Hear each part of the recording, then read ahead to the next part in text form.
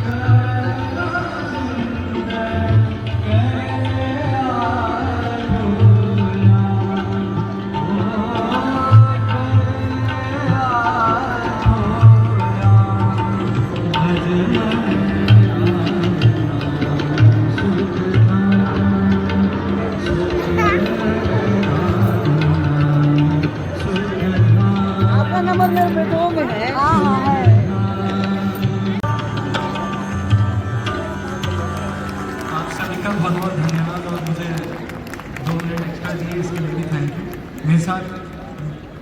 मेरे साथ हारमोनियम पे मेरे ही शिष्य अच्छा गाते हैं। आप इनका नाम यूट्यूब पे कर दीजिएगा तो आपको पता लगेगा कि क्या क्या इतनी सी उम्र में कब आया, और मैं बहुत धन्यवाद। शो चलता है बहुत लंबा। आप सभी का परिचय भी कराना चाहता हूँ कि कभी भी सेवाएं की ज़रूरत हो तो आप उनको ज़रूर कांटेक्ट कर सकते हैं। धन्यवाद।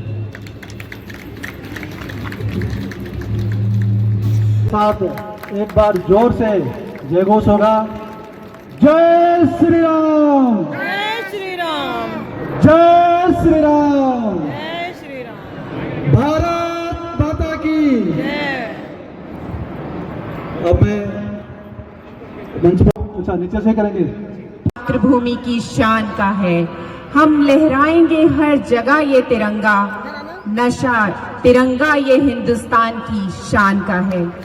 इन्हीं भावों से प्रेरित हो हमारे सामने एक देशभक्ति प्रस्तुति, संगीत में प्रस्तुति। अंजलि जाड़िया जी, श्रीमती दिशा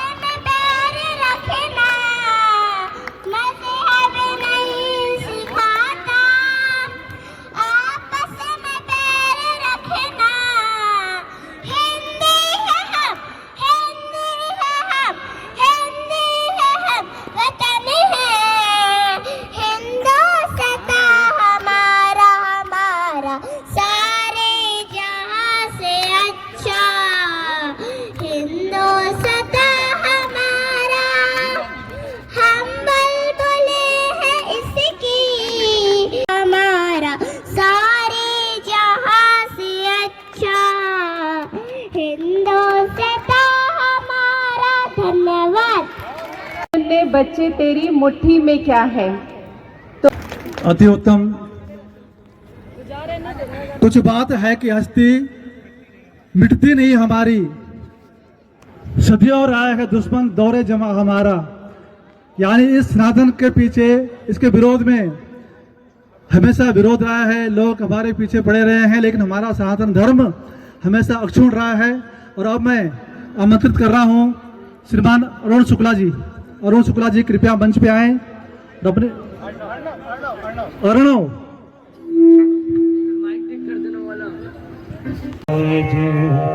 मन भक्ति से भज हनुमत, तुम हो गरीब नवाज हनुमत। जय जय।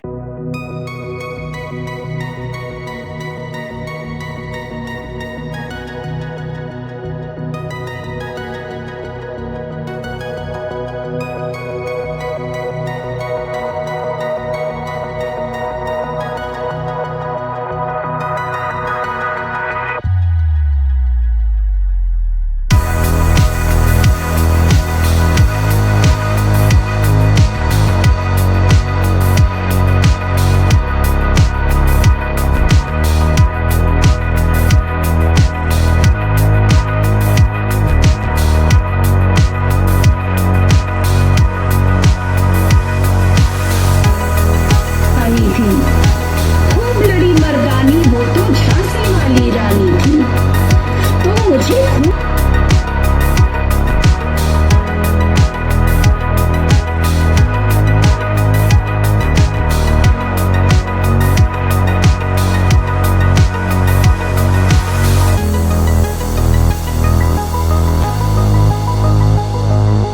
महंगी है ये आजादी। जमी जमी लहू लहू था आसमान।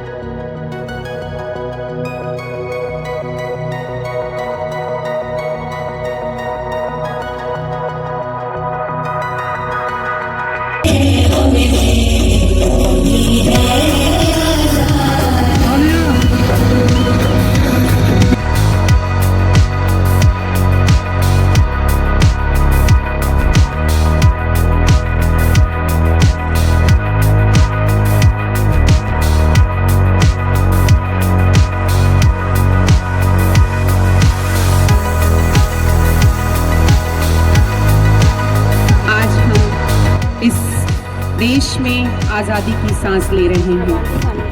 न जाने कितने शहीदों ने कर दिए, इस मिट्टी पर दिए, कितनों ने फांसी के फंदे चूम लिए। उन सभी को नमन है जिन्होंने हमें ये आज़ाद हवा, ये मिट्टी, ये सब हमें प्रदान करवाया। और अब इस आज़ाद भारत में हमारा फर्ज है कि हम उस आज़ादी को बरकरार रखते हुए अपने कर्तव्यों का अच्छे से निर्वाह करें। सांस्कृतिक विरासत है और अब दुर्गा प्रस्तुति है कथक की नृत्य शैली में। तो एक बार तालियों के साथ पहले अभिनंदन कर लें, क्योंकि हमारे यहाँ एक से एक बड़े कलाकार आ रहे हैं और देशभक्त भी।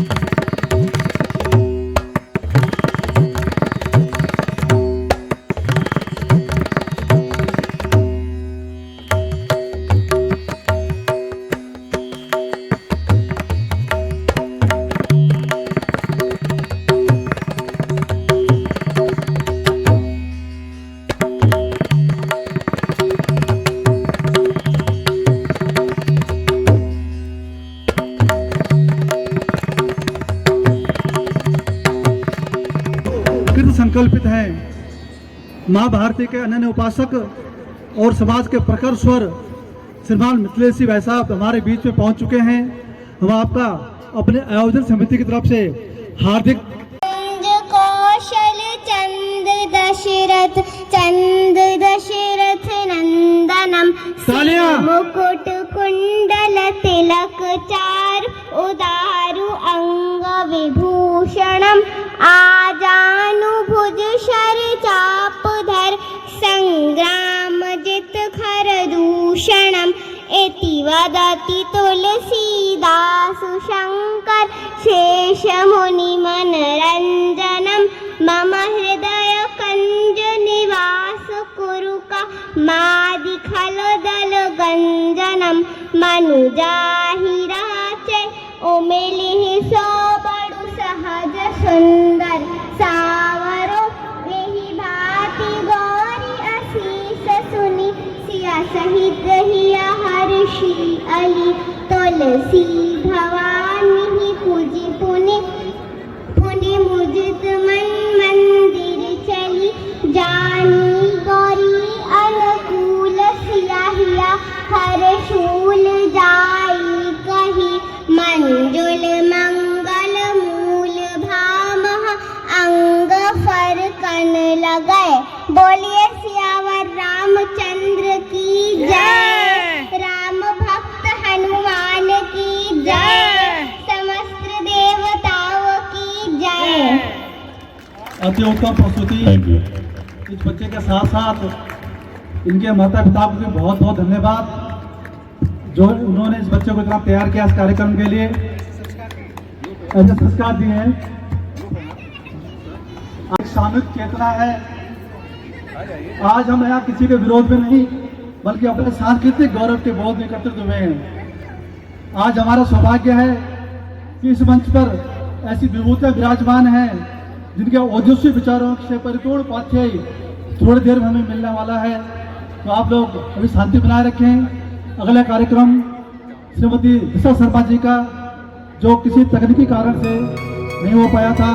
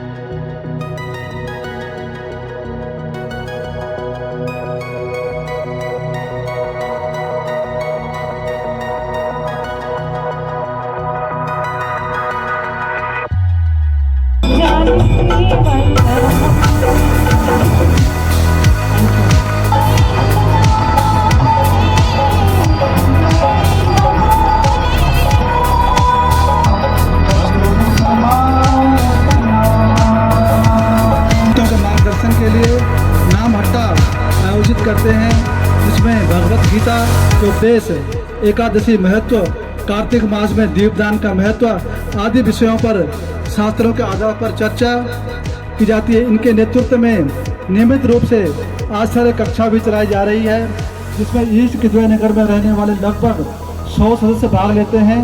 यहाँ के निवासियों को भक्ति में जोड़ने के लिए वृंदावन धाम की यात्रा भी करते हैं। तो मैं आमंत्रित कर रहा हूँ श्रीमान गोपीनाथ जीवन प्रभु जी और उनकी पत्नी श्रीमती अरुणावती सीता माता जी। वो नहीं आई हैं।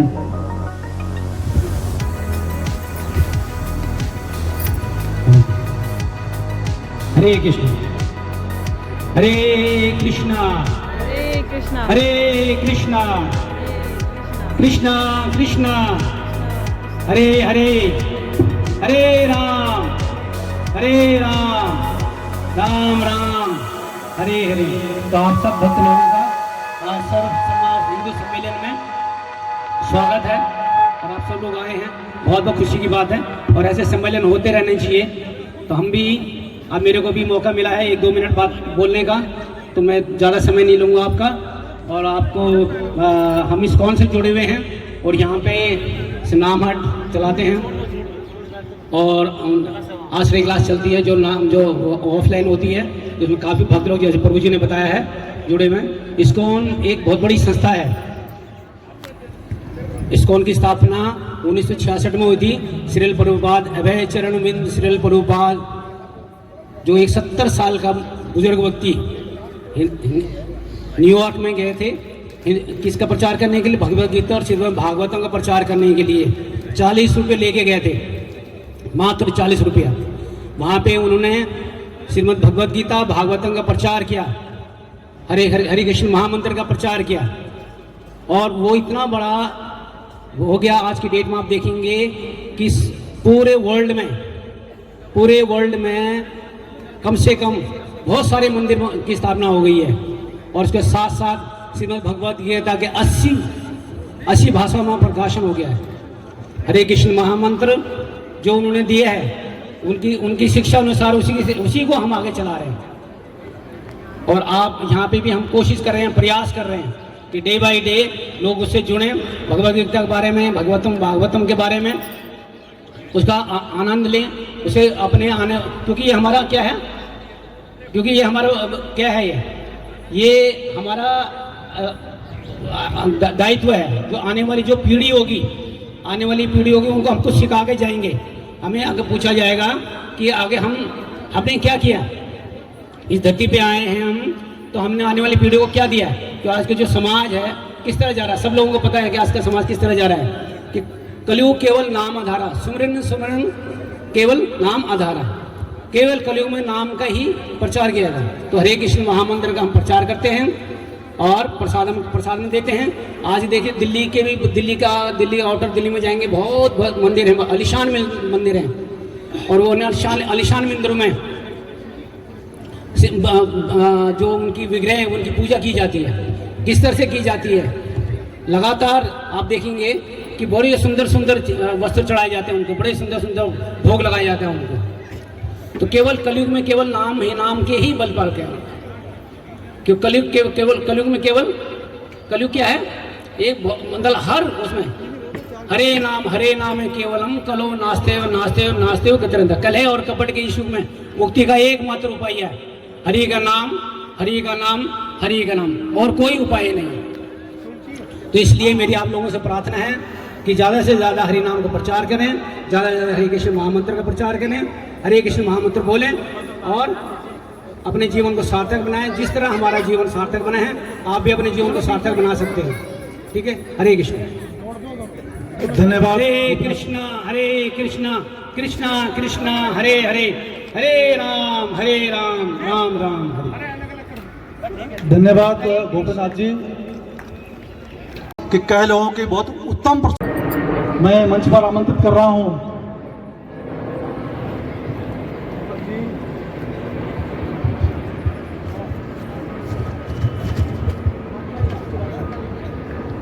आज के इस कार्यक्रम में हमने बहुत सारी प्रोग्राम देखे, विविधता देखी और हम सब अपने अपने में संपूर्ण हैं, परंतु अकेले हम कुछ भी नहीं। अकेले हम बूंद हैं, मिल जाएं तो सागर हैं। अकेले हम बूंद हैं, मिल जाएं तो सागर हैं। अकेले हम बूंद हैं, मिल जाएं तो सागर हैं। अकेले हम कागज हैं, मिल जाएं तो किताब है। अकेले हम अल्फाज हैं, मिल जाएं तो जवाब हैं। तो मिलकर रहें, एक साथ रहें, संगठित रहें। यही इस हिंदू सम्मेलन का पूर्ण निष्कर्ष है कि हम सब हिंदू हैं, हम सब एक हैं। धन्यवाद ज्योति जी। अभी मंच में आमंत्रित कर रहा हूँ जो हमारे मुख्य अतिथि यहाँ पधारे हुए हैं। ज्ञानम ध्यानम तपो ज्ञानम शांति संतोष अविचार इत्यतानि विराजन्ते स संता इति कृत्यता। जिनके जीवन का प्रत्येक क्षण कल्याण के लिए समर्पित है, जिनकी वाणी में माँ सरस्वती का वास है और जिनके दर्शन मात्र से मन में एक सात्विक ऊर्जा का संचार होता है, ऐसे परम संत, परम श्रद्धेय, तपस्वी और धर्म के ध्वजवाहक श्रीमान विद्या प्रसाद जी को मैं मंच पर आमंत्रित कर रहा हूँ। कृपया और बढ़ते हुए पहले मैं मंच पे आमंत्रित करना चाहूँगा हमारे आर्य समाज के प्रवर्तक स्वामी दयानंद सरस्वती के जीवन मूल्यों को अपने जीवन में आत्मसात करने वाले पंडितवर आचार्य विद्या प्रसाद मिश्र जी को कि वो आए और मंच पर अपना स्थान जो ग्रहण करें, बिल्कुल मेरी दाईं ओर। और अब मैं मंच पे आमंत्रित करना चाहूँगा हमारे आपका क्षेत्रीय बौद्धिक प्रमुख जी श्रीमान मिथिलेश जी को कि वो मंच पर आएँ, और अजीत जी से निवेदन करूँगा कि उनको मंच पर लेकर आएँ और भाई साहब मध्य में अपना स्थान ग्रहण करें। करतल ध्वनि के साथ में भाई साहब का अभिनंदन जो है मंच की ओर। और हमारे अब आज के जो तीसरे मुख्य अतिथि के रूप में मैं मंच पे आमंत्रित करना चाहूंगा हमारे किदवई नगर के क्षेत्रीय कल्याण अधिकारी श्रीमान राहुल भारद्वाज जी को कि वो मंच पर आए और श्रीमान अजीत जी भाई साहब से निवेदन करूंगा कि मंच की ओर उनको जो है लेकर आएं और भाई साहब बिल्कुल मेरी दाहिनी तरफ अपना स्थान ग्रहण करें यहाँ पर मंच पर। और करतल ध्वनि के साथ में हमारे तृतीय मुख्य अतिथि श्रीमान राहुल भारद्वाज जी का भी भरपूर तालियों की गड़गड़ाहट के साथ में स्वागत मंच पर जी। और एक परिचय और कराना चाहूंगा और अभिनंदन भी कराना चाहूंगा यहाँ से उपाध्यक्ष के रूप में हमारे लिए यहाँ पे समाज से जनजाति आयोग के सदस्य श्रीमान निरुपम चकमा जी भी उपस्थित हैं। मैं चाहूंगा कि अपने स्थान पर खड़े होकर भाई साहब अपना परिचय जन समुदाय को दें और श्रीमान पंकज जी से निवेदन करूंगा कि पटका पहनाकर उनका स्वागत करें। एक करतल ध्वनि के साथ में स्वागत यहाँ पे बृहद विशाल और इतने सुंदर कार्यक्रम का आयोजन किया है पूरे समाज के लिए। इसके प्रति प्रेरणा जो है वो राष्ट्रीय स्वयंसेवक संघ की अवश्य है, लेकिन इसका जो आयोजन करता है, इसका प्रयोजन करता और इसको इस प्रकार से चलायमान करने की जो पूरी ऊर्जा का स्रोत है वो संपूर्ण हिंदू समाज स्वयं है। तो संपूर्ण हिंदू समाज के लिए, यहाँ उपस्थित जन समुदाय के लिए एक बार ढेर सारी तालियों के साथ में करतल ध्वनि के साथ में अपना सहर स्वागत करें। तो एक सूक्ष्म सा परिचय मैं देना चाहूंगा। पहले मेरी दाईं तरफ जो बैठे हैं हमारे पंडितवर आचार्य विद्या प्रसाद मिश्र जी, पंडित जी आर्य समाज के प्रवर्तक स्वामी समानंद दयानंद सरस्वती जी के जीवन मूल्यों और दर्शन सिद्धांतों का अनुसरण करने वाले सर्वाधिक प्रामाणिक विद्वानों में से एक है। नियमित रूप से वैदिक विषयों पर व्याख्यान देते होने के कारण आत्मविकास पर अत्यंत भावुकता से बल देते हैं और सरल संदेशों के द्वारा जनमानस को जन जीवन शैली किस प्रकार की हो उसका एक अनूठा उदाहरण भी देते हैं। भाई साहब ने न केवल अपने देश में बल्कि ग्रीस, स्विट्जरलैंड, फ्रांस, बाली, इटली, चेक इतने सारे देशों में वेद तथा वैदिक ज्ञान में नेत संदेशों के व्यापक प्रचार के लिए भी कई यात्राएं की हैं। और ये हमारा सौभाग्य है कि आज ऐसी महान विभूति हमारे बीच में उपस्थित है। तो करतल ध्वनियों के साथ में भाई साहब का स्वागत करिए। और इसके पश्चात में मध्य में विराजमान है श्रीमान मिथिलेश जी। भाई साहब हमारे संघ के बहुत ही पुराने स्वयंसेवक हैं और भाई साहब का एक सूक्ष्म सा परिचय मैं आप सबके साथ में साझा करना चाहूंगा। भाई साहब का नाम जैसे मैंने बताया श्रीमान मिथिलेश जी। भाई साहब का निजी व्यवसाय है और निवास यहाँ पर कोटला मुबारकपुर में है।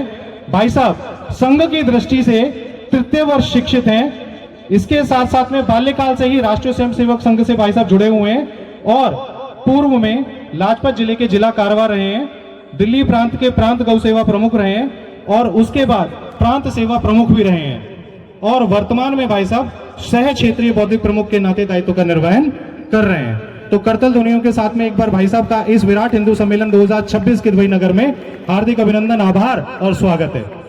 और बिल्कुल मेरे दाहिनी ओर बैठे हैं यहाँ पर मंच पे विराजमान हमारे भाई साहब से सभी लोग परिचित ही हैं, यहाँ के स्थायी निवासी जितने भी सब जानते ही हैं, क्षेत्रीय कल्याण अधिकारी एरिया वेलफेयर ऑफिसर श्रीमान राहुल भारद्वाज जी। भाई साहब यहाँ पर हमारे जितने भी निवासी होने के नाते हमारे हित हैं, उनकी हितों की सुरक्षा करने का दायित्व जो है निर्वहन कर रहे हैं भारत सरकार के द्वारा अधिकृत प्राधिकारी हैं भाई साहब यहाँ पर। और वर्तमान में भाई साहब ने अनेक प्रकल्प ऐसे प्रारंभ कराए यहाँ पे हमारी सोसाइटी में, हमारे किदवई नगर में, जिनके लिए भाई साहब जो है बधाई के पात्र हैं जी। तो मैं संपूर्ण किदवई नगर की तरफ से और संपूर्ण हिंदू समाज की तरफ से भाई साहब का भी स्वागत करता हूं। और जहां तक व्यवसाय की बात है, भाई साहब इस समय मिनिस्ट्री ऑफ डिफेंस में यानी कि रक्षा मंत्रालय में ज्वाइंट डायरेक्टर संयुक्त निदेशक पद के पद पर भाई साहब आसीन हैं। तो इस प्रकार से ये पूरे मंच का परिचय था। और अब यहाँ पर एक छोटा सा आपको विषय उठाना चाहूंगा हमारे संघ के, राष्ट्रीय स्वयंसेवक संघ के पंच परिवर्तन का। संघ ने हर एक व्यक्ति की, हर एक समाज की, पूरे राष्ट्र की जीवन शैली में जो आमूलचूल परिवर्तन नहीं बल्कि ऐसे परिवर्तन जो कि सांस्कृतिक रूप से बहुमूल्य है, उनको विकसित करने के लिए उनको आगे जो प्रकल्प है हमारे, जिसमें सबसे पहले स्वयं का भाव, स्वयं का बोध, नागरिक कर्तव्य, परिवार प्रबोधन, पर्यावरण संरक्षण और नागरिक कर्तव्य, ये हमारे 5 जो प्रकल्प रखे हैं। अच्छा, एक सामाजिक समरसता, तो ये 5 प्रकल्प हैं। तो यहाँ पर हमारे हिंदू समाज के अलग अलग वर्गों से अलग अलग हमारे जो महानुभाव हैं वो यहाँ पर एक एक विषय पर छोटा छोटा सूक्ष्म सा विषय और उसको विस्तृत रूप में आपके सामने रखेंगे। एक सीमित समय में मैं मंच से निवेदन करूंगा कि अपना पूरा विषय 2 से 3 मिनट अधिकतम में रखने का प्रयास करें। तो सबसे पहले मैं मंच जो पहला प्रकल्प है सामाजिक समरसता। उसके लिए श्रीमान विक्रम सिंह जी, जिनका निवास टाइप 4 ईस्ट किदवई नगर में है, भाई साहब का मंच पर स्वागत है। सम्मानित मंच को मेरा प्रणाम। आयोजकगण, उपस्थित देवी और सज्जनों, कि मुझे जो विषय दिया गया वो सामाजिक समरसता है और ये समाज का ही कार्यक्रम है। मुझे इस बात की खुशी है कि ये जो समाज है, जो आप लिखा हुआ देख रहे हैं, ये समाज उस वजह से यहाँ है जिसका कारण मेरे समाज के लोग हैं, मेरे गुरु हैं, जिन्होंने अपने बलिदान देकर इस समाज की रक्षा की और आज हम सब यहाँ पर बचे हुए हैं उस वजह से। हमारे समाज के बारे में जानकारी लोगों को कम है। हम बड़े धार्मिक और सेवक स्वभाव के लोग हैं। देखिए, समाज में समरसता से तात्पर्य क्या है? दीपक जी ने डाला था, वो मैंने पढ़ा कि ब्रह्मा जी की इच्छा हुई कि मैं अनेक हो जाऊं और वो अनेक हो गए, तो इतने सारे हो गए। लेकिन समरसता तो तब भी नहीं आई ना। वो समरसता तब आएगी जब ये सोफे और कुर्सियां एक हो जाएंगे। आप बताइए, सोफे और कुर्सियां ही एक नहीं हो रहे तो समाज के लोग कैसे एक हो जाएंगे? ये टाइप 2, 3, 4, 5, 6 ये सारे भेद जब मिट जाएंगे तब समरसता यहाँ पर आएगी। जब आपके मन में वो भाव आएगा कि भाई हम सब समान हैं, एक ही ईश्वर की संतान है, तब वो समरसता आएगी। अन्यथा वो समरसता आनी बहुत कठिन है। बहुत सारी चीजें हैं, मैं उस विवाद में नहीं जाना चाहता कि कहाँ क्या होता है क्या नहीं होता।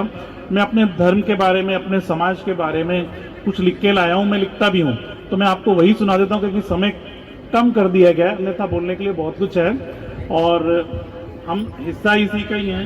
मैं जल्दी से वही पढ़ देता हूँ ताकि आप लोगों को पूरा पता चले कि हम लोग हैं क्या और करते क्या हैं और करना भी क्या चाहिए हम लोग। जब कोरोना काल आया था तो महामारी फैली हुई थी तो सबकी जान पे संकट था। उसी समय ये भाव जागृत हुए थे और मैंने थोड़े लिखे और शीर्षक भी यही दिया, सिख सरदार। देखिए, सिख भी सरदार भी। सिख जो गुरु नानक देव जी के शिष्य हैं, वो शिष्य हैं, वो उनसे शिक्षा ग्रहण करते हैं, और सरदार जो लीड करते हैं, आगे आके लीडर होते हैं और हर समय आगे रहते हैं, कभी पीछे नहीं हटते, जो गुरुओं ने सिखाया उससे। मैं हूं एक सिख सरदार, केश कंघा कच्छा और कृपाण, ये सब है मेरी पहचान। स्वभाव से मैं धार्मिक और सामाजिक हूं, प्रकृति से मैं सेवक और रक्षक हूं। मेरी पगड़ी ही मेरा ताज है, मुझे अपने गुरुओं पर नाज है। धर्म की रक्षा के लिए बलिदान देने वाले, हिंद की चादर कहलाने वाले मेरे गुरु महान हैं। गुरुओं की वाणी ही मेरे लिए फरमान है। श्री गुरु ग्रंथ साहिब जी मेरा अपना संविधान है। मैं उन्हीं की शिक्षाओं पे चलता हूं और उन्हीं के साए में पलता हूं। नाम जपना, कीर्तन करना, वंड के छकना यानी बांट के खाना, किसी से भी भेदभाव ना करना, दीन दुखियों की सेवा करना, विकट परिस्थितियों में भी ना डरना, ये मेरे सिद्धांत हैं। मैं सबके दुख में साझीदार हूं। जी हाँ, मैं सिख सरदार हूं। अन्याय के विरुद्ध मैं सदा खड़ा हूं। गुरु कृपा से 1.25 लाख से भी अकेला लड़ा हूं। परिस्थिति चाहे जैसी भी हो, मैं मैदान नहीं छोड़ता। मैं अपने देश का वफादार हूं। जी हाँ, मैं सिख सरदार हूं। बड़ों के साथ मैं बड़ा हूं, बच्चों के साथ मैं बच्चा हूं। चाहे जो भी कह लो, मुझे दिल का सबसे सच्चा हूं। संगत पंगत में बैठकर सारे भेदभाव मिटाना, भूखों के लिए लंगर चलाना, भरपेट सबको खाना खिलाना, ऐसा मैं दिलदार हूं। जी हाँ, मैं सिख सरदार हूं। अन्याय के विरुद्ध में अड़ जाता हूं, दुश्मन की छाती पर चढ़ जाता हूं। सिर भले ही कट जाए पर मैं कदम पीछे नहीं हटाता हूं। कोरोना से भी मैं लड़ा हूं, रक्षक और सेवक बनके सबके आगे खड़ा हूं। अमेरिका, इंग्लैंड, कनाडा सहित सबने माना मेरा आभार। जी हाँ, मैं हूं एक सिख सरदार। मैं हूं एक सिख सरदार। तो ये सिखों की विरासत है, ये अपने समाज से विमुख नहीं है। हम जानकार हैं कि हमारा आविर्भाव कहाँ से हुआ। गुरुओं ने हमें जो सिखाया वो हमने छोड़ा नहीं। थोड़ा थोड़ा परिवर्तन है मान्यताओं में, क्योंकि वो कुरीतियों से ही निकाल के लाए थे आगे, जो वहाँ भेदभाव होते हैं संगत पंगत में क्यों बिठाया? ताकि ये सोफे और कुर्सियां ना हो, ये ऊंच नीच ना हो, सब बराबर हो। एक पंगत में क्यों खाना खिलाया कि वहां अमीर भी खाए गरीब भी खाए, साथ में बैठकर खाएं। अब होता क्या है कि इस समाज के लोग इसके साथ नहीं बैठेंगे, इसके उसके साथ नहीं बैठेंगे, उसके साथ नहीं बैठेंगे, तो समरसता कहां से आएगी? शादी विवाह होते हैं, ऊपर वाले का नीचे वाले से हो गया, लेकिन नाम नहीं बदलते। क्यों भाई? वहां क्या हुआ? जब हम बोलते हैं कि अर्धांग और अर्धांगिनी है, तो यानी आधा हिस्सा जिस समाज में था ईश्वर ने लाके मिला दिया ना, तो फिर वो पूरा नहीं हुआ क्या? तो नाम क्यों नहीं बदलता? 2-3 बातें मुझे जरूर कहनी है ताकि संघ के लोग यहाँ बैठे हैं वो आगे जाके उसे हटवाएं। वो मेरी पहुंच वहां तक नहीं है, लेकिन इनकी बहुत बड़ी पहुंच है जिससे समाज में समरसता जरूर आएगी। देखिए, एक तो जो सबसे बड़ी बात है, मुझे थोड़ा सा ध्यान लगाने की जरूरत पड़ेगी, एक बार टाइम कम हो गया इसलिए, कि बहुत मुख्य बात है वो कि एक तो जो नाम परिवर्तन हो रहे हैं सब चीजों के, वो आप नाम परिवर्तित कीजिए, उसमें कोई दिक्कत नहीं है। लेकिन कुछ नाम ऐसे हैं जिनको अब हम चाहें भी तो नहीं छोड़ सकते, जैसे हिंदुस्तान। अब हिंदुस्तान नाम आप छोड़ नहीं सकते, लेकिन हमारा नाम क्या है? हम तो आर्यावर्त थे। हेलो, हम तो आर्यावर्त थे और अब भारत हैं, लेकिन हिंदुस्तान कहाँ है? ना तो हमारा संविधान बोलता है, ना हम बोलते हैं। ये स्थान लगाने से ही सारी भिन्नता आ जाती है। कोई एक स्थान लगा देता है, कोई दूसरा स्थान लगा देता है। भारत है हम लोग, हम आर्यावर्त हैं, आर्यों की संतान है, लेकिन हम जा किधर रहे हैं? इस समाज में, उस समाज में, छोटे में, बड़े में, ऊपर में, नीचे में। एक तो इस नाम को छुड़वाइए। दूसरा क्या है कि बहुत सारी चीजें ऐसी हैं, जैसे एक जो समाज में मुख्य रूप से विषमता का कारण है वो क्या है? जो कानून बनवा दिए गए। कानून क्या बनवा दिया गया? देखिए, बहन भाई इकट्ठे पलते हैं एक ही घर में, बहन की शादी हो गई, वो गई अपने घर में, लेकिन थोड़े समय के बाद वो आकर आजकल भाइयों से हिस्सा मांगने लगते हैं। हो रहा है नहीं हो रहा ऐसा? वो ठीक है, बहन का हिस्सा होता है, बहन साथ में है, सब कुछ है, लेकिन जब वो भाइयों से हिस्सा मांगेगी तो भाई आधा देगा, आधा रह जाएगा, उसका अपना भी है। हम सरकारी नौकरी में हैं, अगर पति पत्नी दोनों सरकारी नौकरी में होते हैं तो उनको 2 जगह का LTC नहीं मिलता, एक ही तरफ का मिलता है, या तो इधर से लो या तो उधर से लो। लेकिन बाकी जगह पे वो बात आपकी सही है कि जहां भाई नहीं है या संकट आ गया है बहन पर, वहां आप उसको जरूर हिस्सा दे दीजिए, कोई समस्या नहीं है। लेकिन जहां सब कुछ समर्थ है, सब कुछ है, उसके बाद मांगने से झगड़े होते हैं, वो झगड़े समाप्त हो जाएंगे, समरसता अपने आप आ जाएगी। ऐसे कई सारे विषय हैं, लेकिन समय कम है। दीपक जी ने इशारा कर दिया है तो उतरना पड़ेगा। आप सबका बहुत बहुत धन्यवाद। जय हिंद, जय भारत। जी, बहुत ही सरल, सहज और बड़े साधारण तरीके से आपने विषय को रखा। धन्यवाद भाई साहब। अब मैं मंच पे बुलाना चाहूंगा श्रीमान रोशन जी को, कि जो हमारा संघ का पंच परिवर्तन का दूसरा महत्वपूर्ण प्रकल्प है पर्यावरण संरक्षण, जिसकी आज सबसे अधिक आवश्यकता हम सभी को महसूस होती है, पूरे समाज में, पूरे देश में। तो ऐसे बड़े संवेदनशील विषय पर अपने विचार रखने आ रहे हैं श्रीमान रोशन जी। धन्यवाद। मंचासीन आदरणीय अतिथिगण, उपस्थित बहनों, भाइयों, माताओं, मेरा सबको प्रणाम। मेरा विषय पर्यावरण है और मैं अभी देख रहा था कि सब लोग छांव ढूंढ रहे हैं। आज फरवरी 14 है आज, और आज अगर मैं अपने पहाड़ में होता तो हमने कोट पहना होता और कांप रहे होते, लेकिन आज फरवरी में जिस तरह से लोग ठंड ढूंढ रहे हैं, ये क्या है? ये हमारा पर्यावरण क्षरण का सबसे बड़ा उदाहरण है, यानी जिसको जलवायु परिवर्तन कहते हैं, क्लाइमेट चेंज। कि ये ग्लोबल वार्मिंग, जो क्लाइमेट चेंज है, ये हम सब के कारण है। जो हमारी लालच है, जो हम अंतर्राष्ट्रीय स्तर पर अब देखें, जो विकसित देश हैं वो मशीनों का उत्पादन कर रहे हैं कि ताकि उसको विकासशील देश खरीदे।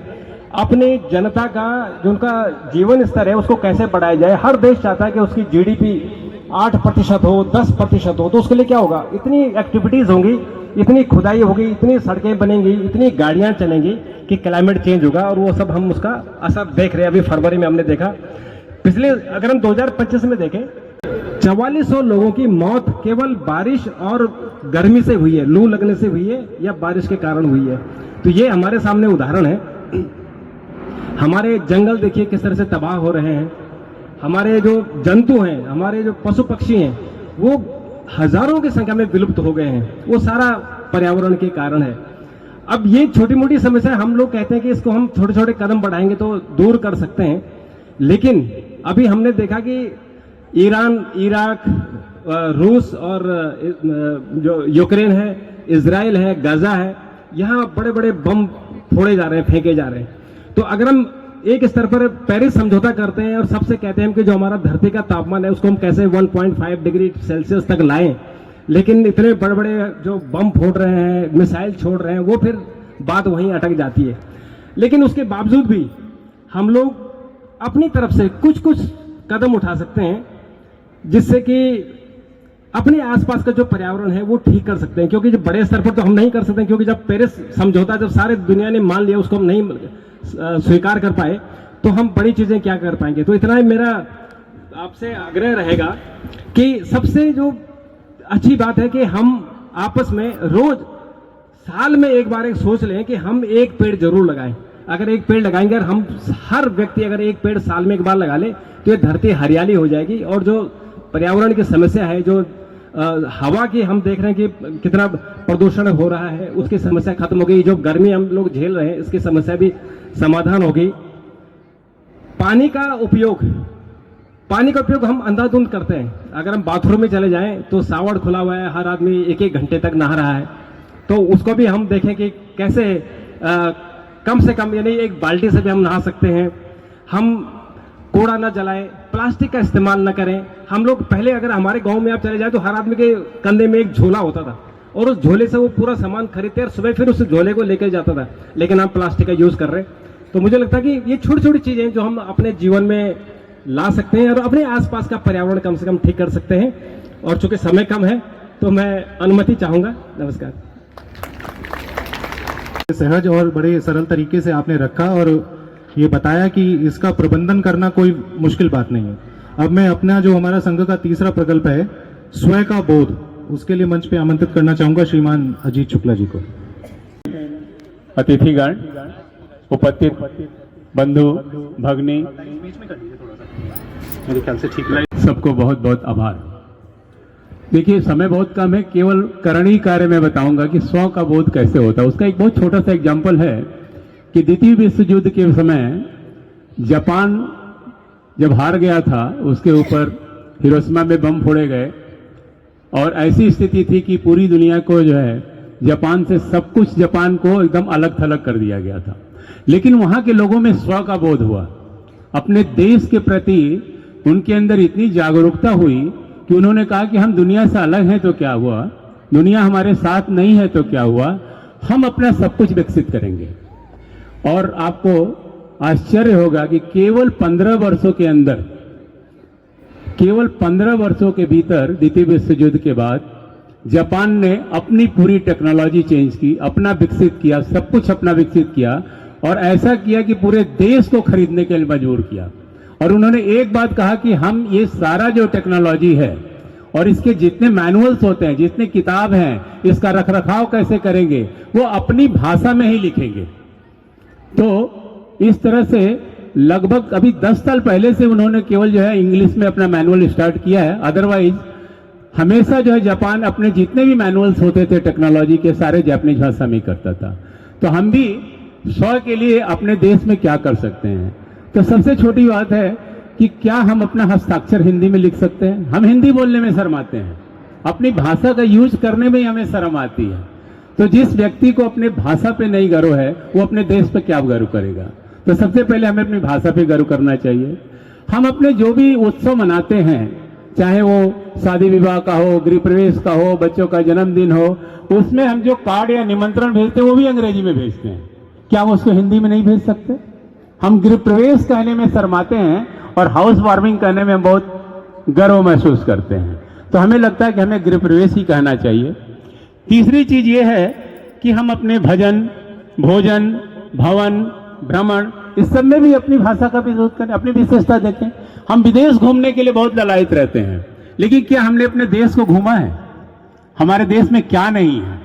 बर्फ है, पहाड़ है, समुद्र है, प्लेन जगह है, सारी चीजें हैं, लेकिन हम अपने देश को घूमने की बजाय हम दुनिया को देखने के जाते हैं। मैं ये नहीं कहता हूं कि दुनिया नहीं घूमना चाहिए, दुनिया जरूर घूमना चाहिए। किसी भाषा का सम्मान, हर भाषा का सम्मान होना चाहिए, हर भाषा आपको आनी चाहिए। दुनिया में जो टेक्निक है वो भी आनी चाहिए, लेकिन वो टेक्निक हमें यहाँ पे भी उसे बनानी चाहिए, तो हमें इसका भी ध्यान रखना चाहिए। दूसरा चीज ये है कि हमने देश को स्व के आधार पे आत्मनिर्भर बनाना है, ताकि मेक इन इंडिया भी हो और वोकल फॉर लोकल भी हो। तो हमें जो है सबसे ज्यादा चीज ये है कि अपने स्वयं पे करना चाहिए। तो हमें अपने पहनावे पे ध्यान देना चाहिए, अपने वेशभूषा पे ध्यान देना चाहिए। हम अपने जो घर में त्योहार मनाते हैं वो त्योहार को भी हमें अपनी परंपरा के अनुसार बनाना चाहिए। इसी के साथ ही मैं एक बात और कहूंगा कि हमारे हर घर में किसी न किसी अपने जो महापुरुष हैं उनकी तस्वीर जरूर होनी चाहिए, कोई संत है उनकी तस्वीर होनी चाहिए, और बहुत सारी चीजें हैं, लेकिन समय का अभाव है। और इसके साथ ही मैं अपनी वाणी को विराम देता हूं। धन्यवाद। बहुत बहुत धन्यवाद भाई साहब। और संघ के बाकी जो हमारे 2 प्रकल्प हैं जिसके अंदर कुटुंब प्रबोधन और नागरिक कर्तव्य, समय का अभाव है तो समय सीमा का ध्यान रखते हुए केवल इतना बताना चाहूंगा कि परिवार जो होती है वो समाज की इकाई होती है, समाज जो है आपके राष्ट्र की इकाई होती है, राष्ट्र जो होते हैं आपके विश्व की इकाई होती है। तो वसुधैव कुटुंबकम की जो परिकल्पना है या वसुधैव कुटुंबकम का हमारा प्रण है वो तभी हो पाएगा जब हमारा परिवार प्रबोधन होगा। परिवार प्रबोधन अर्थात परिवार के अंदर जो हमारे बच्चे हैं, जो हमारी नव पीढ़ी है, उस नव पीढ़ी के अंदर संस्कार विकसित करना, उस नव पीढ़ी के अंदर अपने धर्म के प्रति विश्वास डेवलप करना, विकसित करना, और उसको गर्व करवाने के लिए ये सब चीजें सिखाना कि वो अपने धर्म पर गर्व करे, अपने इस हिंदू धर्म पर और हिंदू होने पर गर्व करे, क्योंकि हिंदू होना क्या है, गर्व का विषय है। और जब हम शिक्षित होंगे, हम सुशिक्षित होंगे, तभी अपनी आने वाली पीढ़ी को क्या करेंगे, सुशिक्षित करेंगे, जिससे कि हमारा जो बच्चा आज समाज में बाहर जाता है और बाहर जाने के बाद में किसी विषय पर अगर शास्त्रार्थ के लिए वहां पर चुनौती कभी मिले समाज के किसी दूसरे वर्ग से, तो हमारा बच्चा वहां पर मौन ना रह जाए, क्योंकि वो मौन हमारे धर्म की पराजय का प्रतीक बन जाता है कहीं कहीं। तो इसलिए परिवार के अंदर सबसे पहले डिस्कनेक्ट टू कनेक्ट, जो हम अपने परिवार के अंदर ही अपने ही बच्चों से, परिवार के सभी लोगों से डिस्कनेक्ट हो गए, उनसे क्या करें, अपने आप को कनेक्ट करें, अपने आप जोड़ें। सबसे पहले नियम बनाएं कि रात को 8 बजे घर में एंटर करते ही या जब भी आए अपने फोन को इकट्ठा करके एक जगह पर सीमित कर दें, और रात में सोने से पहले एक चर्चा आधे घंटे की या परिचर्चा धर्म पर, राजनीति पर, अपने इतिहास पर और अपने उस गौरवशाली इतिहास पर जिस पर हमें गर्व है, चर्चा करें। एक बिंदु उठाएं, एक महापुरुष उठाएं, एक कोई आप हमारा ग्रंथ उठाएं जिसकी चर्चा आधे घंटे के लिए अपने परिवार के अंदर बच्चों के साथ में करें। तो आप केवल देखेंगे कि सिखाने को नहीं मिलेगा, अपितु सीखने को भी मिलेगा, क्योंकि बहुत सारी चीजें ऐसी हैं जो हम स्वयं भी नहीं जानते। तो इसी तरह से संक्षेप में अपनी बात मैंने रखते हुए अब मैं मंच पे आमंत्रित करना चाहूंगा हमारे आचार्य विष्णु प्रसाद मिश्रा जी को कि वो मंच पर आएं और अपनी शुभवाणी के द्वारा हम सभी का मार्गदर्शन करें। जी वैसे मैं मंच पर आमंत्रित कर रहा हूं श्री अजीत जी को। संगठन है वनवासी कल्याण आश्रम, उसके प्रांत में महामंत्री का दायित्व देख रहे हैं तो श्रीमान अजीत जी श्रीमान विद्या प्रसाद जी का स्वागत करेंगे शॉल द्वारा।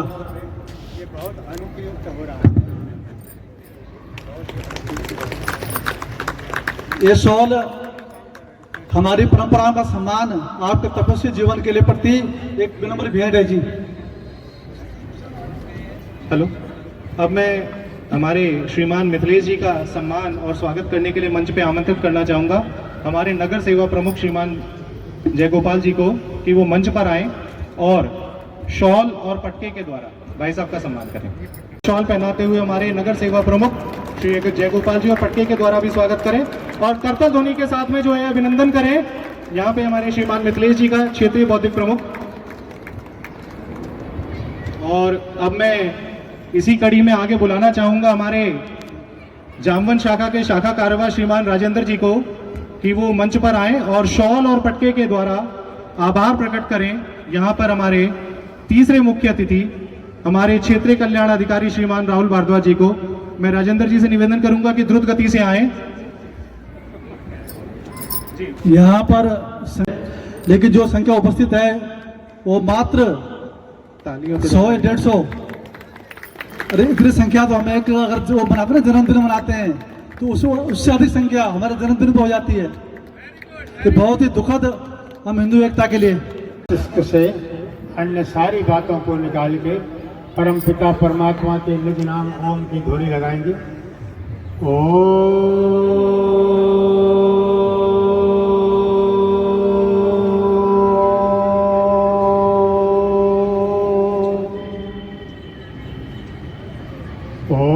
संगच्छध्वं संबद्धध्वं संगो मनांसि जानता देवा भागं यथा पूर्वे संज्ञानाना उपासते। अत्यंत समृद्ध मंच, संचालक महोदय, उपस्थित देवियों, सज्जनों, प्यारे बच्चों, 2 घंटे से सारे कार्यक्रमों का संचालन करने वाली मेरी आदरणीय भगिनी ज्योति आर्या जी, इनका आखिरी वाक्य जिसने मुझे तृप्त किया वो था संगठित रहो। और जब संगठित रहो ये सुना तो इस संगठन को मैं हिंदुत्व के साथ जोड़ना चाहता हूँ। अगर हिंदू संगठित हो जाए, इस देवी की बहन की एक ही बात ये भारत का हर हिंदू मान जाए, और खाली मान जाए, खाली जान जाए, तब तक कुछ ना होगा जब तक करने जाए। एक जलता हुआ दीपक, कहाँ है भाई जी? दीपक जी, एक जलता हुआ दीपक हजारों बुझे हुए दीपकों को जला सकता है, पर हजारों बुझे हुए दीपक मिलकर के भी एक ज्योति पैदा नहीं कर सकते। पर ज्योति प्रज्वलित रहनी चाहिए। जरा सुनिए, वक्त कहने का नहीं कुछ कर दिखाओ हिंदुओं, वक्त कहने का नहीं कुछ कर दिखाओ हिंदुओं, कौम की बिगड़ी हुई किस्मत बनाओ हिंदुओं। ज्योति जी की बात में ही राज तुम्हारी जीत का, ज्योति जी की बात में ही राज तुम्हारी जीत का। अपने अंदर संगठन शक्ति बढ़ाओ हिंदुओं, अपने अंदर संगठन शक्ति बढ़ाओ हिंदुओं। जो मेरी चर्चा का विषय सीमित समय में आयोजकों ने दिया है वो है हिंदुत्व, आर्यत्व। देवियों और सज्जनों, ये हिंदुत्व जहाँ पर पैदा हुआ, जहाँ से सारे विश्व में लगभग प्रसारित हुआ, पहले उसकी निराली छटा तो देखो। अभी अभी हमने सुना आदरणीय महोदय से कि किस किस तरह की विशेषताओं से भरपूर हमारा ये देश है। आप जाओ उधर हिमालय की तलहटी में, भूल जाओगे स्विट्जरलैंड की झीलों को। गौरी शंकर और कैलाश रूपी मणियों से मंडित पर्वतराज हिमालय को भारत माता का राज मुकुट पहनाकर और हिंद महासागर को उद्वेलित रूप देकर चरण पखारते रहने का भार सौंपकर विधाता अपनी इस प्यारी पुत्री पर इतने मगन हुए, इतने प्रसन्न हुए कि उन्होंने बाह्य निर्माण से हटा के अपनी तूलिका को थोड़ी देर के लिए आंतरिक निर्माण में लगाया। समुद्रों के किनारे दक्षिण में नारियल की पंक्तियां, असम के जंगल, सस्य श्यामला बंग भूमि, राजस्थान की वन्य अद्भुत छटा आदि का जब निर्माण किया तो आराम की घड़ियों में हिमालय की उपत्यका में बैठकर धरती के स्वर्ग कश्मीर का भी निर्माण किया, जिसके बारे में शताब्दियों वर्ष पहले फ्रांसीसी यात्री बर्नियर ने कहा था कि जितना मैंने सोचा था, जितना मैंने पढ़ा था, उससे कई गुना ज्यादा इस देश के सौंदर्य को देखा, इस देश की निराली छटा को देखा, इस देश की विशेषता और खूबी को देखा। और ये सब पढ़कर और भ्रमण करते हुए देखकर भारत माता की दृष्टि को, आंचल को निहार कर कवि कुल शिरोमणि कालिदास की वो अमर लेखनी का कुमार संभव में वर्णित दृश्य याद आता है अस्तुतरत स्यात्मा हिमालयो नाम नगाधिराजा। देवी और सज्जनों, आप अपने विश्व को देखिए, 200 से ज्यादा देश हैं, लेकिन कहीं कहीं तो नॉर्वे वगैरह में 6-6 महीने बाद सूर्योदय होता है, और कहीं कहीं पर काले काले ही लोग दिखाई देते हैं। कहीं कहीं पर 12 महीने सर्दी ही सर्दी रहती है, और कहीं पर केवल नुकीली नाक वाले, कहीं पर केवल चपटी नाक वाले। वाह रे भारत, है माँ, तेरी गोद में नुकीली नाक वाले भी हैं, चपटी नाक वाले भी हैं, गौर वर्ण वाले भी हैं, सांवले रंग वाले भी हैं। बाहर के काले लोगों को देखकर लगता है कि विधाता ने सारा कालिमा कोष इन्हीं के ऊपर लुटा दिया है। लेकिन ये भारत, एक तरफ जहाँ दुनिया की सबसे अधिक वर्षा चिरापुंजी में होती है, वहीं दूसरी ओर राजस्थान के लोग बूंद बूंद को तरसते हैं। एक तरफ नगाधिराज हिमालय जहाँ हमेशा बर्फ से ढका रहता है, वहाँ दूसरी ओर दिल्ली और पंजाब आग की भट्टी बने रहते हैं। ये विचित्रता, एक तरफ जहाँ भजन और पूजा पाठ के लिए, योगाभ्यास के लिए नदियों के तट और पर्वत की स्थलियां हैं, वहाँ दूसरी ओर तलवार फड़फड़ाने के लिए कलिंग, पानीपत, हल्दी घाटी और कुरुक्षेत्र के मैदान भी हैं। तो ये जो विचित्रता है, हर क्षेत्र में तरह तरह के फूलों से सजी हुई ये भारत की जो फुलवाड़ी है, भक्ति का जल परोसा आदरणीय महोदय ने इस कान से उनका प्रतिनिधित्व करते हुए महानुभाव ने, देवता स्वरूप ने, उन्होंने हरे कृष्णा का नारा बुलंद किया। मैं तन मन से उसका समर्थन करता हूँ, धन से भी, और करता भी हूँ हरे कृष्णा। लेकिन इससे थोड़ा एक कदम आगे चलने की जरूरत है, उनका अनुकरण भी तो करो। आप भगवान कृष्ण का सारा जीवन पढ़ जाइए महानुभाव, कहीं पर भी कृष्ण रोए हो किसी मुसीबत में आपको नहीं मिलेगा। और ये हिंदू 14 के बाद थोड़ी सी अनुकूल बयार इस देश के उपत्यका में बह रही है, लेकिन उससे ही समस्या का समाधान नहीं होगा। बहुत कुछ हुआ, बहुत कुछ हो रहा है, बहुत कुछ होगा, उसके लिए ईश्वर का धन्यवाद, करने वालों का भी एहसान, कृतज्ञता ज्ञापित उनके प्रति। लेकिन कुछ जिम्मेदारियां समाज की होती हैं जिसे सरकारें नहीं कर सकती। कि जात पात का भेदभाव आज जो अंगड़ाई ले रहा है पूरे देश में, जाति का अर्थ है एक जैसे जिनका जन्म हो उनकी एक जाति होती है। जब से दुनिया बनी, हिंदुत्व को मजबूत करने वाले स्वयंसेवकों, आओ हम सीखें, जाने पढ़ें। जब से सृष्टि का निर्माण हुआ महाभारत तक, एक भी नाम तो बताओ भारत के इतिहास में जिसके नाम के आगे कोई उपनाम लगा हो, कोई सरनेम लगा हो, कोई मिश्रा तिवारी पांडे लगा हो। और ये क्या है, अभी गीता का गुणगान कर रहे थे, मैं पुलकित हो रहा था। वेद की वो बात, कौन सी बात? ब्राह्मणावश्य मुखमासी बाहु राजन्या कृता।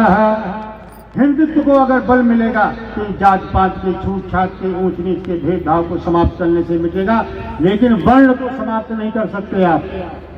मानव जाति एक है पूरे विश्व की, ऊंट की एक जाति है, बकरे की एक जाति है। अरे भैया ये तो वर्ण व्यवस्था है, व्यवस्था माने मैनेजमेंट, ये तो वर्ण माने चयन करना।